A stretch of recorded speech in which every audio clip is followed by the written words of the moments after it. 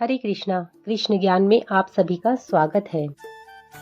आज हम श्रीमद् भगवद गीता के अध्याय 1 के श्लोक संख्या 42 से शुरू करेंगे।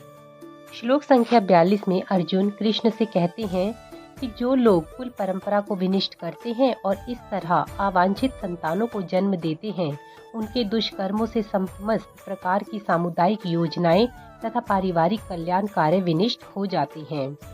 तात्पर्य में प्रभुपाद जी बताते हैं, सनातन धर्म या वर्णाश्रम धर्म द्वारा निर्धारित मानव समाज के चारों वर्णों के लिए सामुदायिक योजनाएं तथा पारिवारिक कल्याण कार्य इसीलिए नियोजित हैं कि मनुष्य चरम मोक्ष प्राप्त कर सके। अतः समाज के अनुत्तरदायी नायकों द्वारा सनातन धर्म परंपरा के विखंडन से उस समाज में अव्यवस्था फैलती है। फलस्वरूप लोग जीवन के उद्देश्य विष्णु को भूल जाते हैं। ऐसे नायक अंधे कहलाते हैं और जो लोग इनका अनुगमन करते हैं वे निश्चय ही कुव्यवस्था की ओर अग्रसर होते हैं। श्लोक संख्या 43 में अर्जुन फिर से तर्क करते हुए कृष्ण से कहते हैं, हे प्रजापालक कृष्ण, मैंने गुरु परंपरा से सुना है कि जो लोग कुल धर्म का विनाश करते हैं वे सदैव नरक में वास करते हैं। अर्जुन अपने तर्कों को अपने निजी अनुभवों पर आधारित न करके आचार्यों से जो सुन रखा है उस पर आधारित करता है। वास्तविक ज्ञान प्राप्त करने की यही विधि है। जिस व्यक्ति ने पहले से ज्ञान प्राप्त कर रखा है उस व्यक्ति की सहायता के बिना कोई भी वास्तविक ज्ञान तक नहीं पहुंच सकता। वर्णाश्रम धर्म की एक पद्धति के अनुसार मृत्यु के पूर्व मनुष्य को पाप कर्म के लिए प्रायश्चित करना होता है।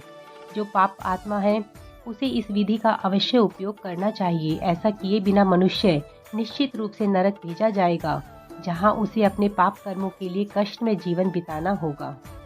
अर्जुन किसी भी तरह से युद्ध नहीं करना चाह रहा था, वह इस तरह के पाप कर्म से बचना चाह रहा था। अतः 44वें श्लोक में फिर अर्जुन कृष्ण से कहते हैं, ओ कितने आश्चर्य की बात है कि हम सब जघन्य पाप कर्म करने के लिए उद्यत हो रहे हैं। राज्य सुख भोगने की इच्छा से प्रेरित होकर हम अपने ही संबंधियों को मारने पर तुले हैं। स्वार्थ के वशीभूत होकर मनुष्य अपने सगे भाई, बाप या माँ का वध जैसे पाप कर्म में प्रवृत्त हो सकता है। विश्व के इतिहास में ऐसे अनेक उदाहरण मिलते हैं, किंतु भगवान का साधु भक्त होने के कारण अर्जुन सदाचार के प्रति जागरूक है। अतः वह ऐसे कार्यों से बचने का प्रयत्न कर रहा है।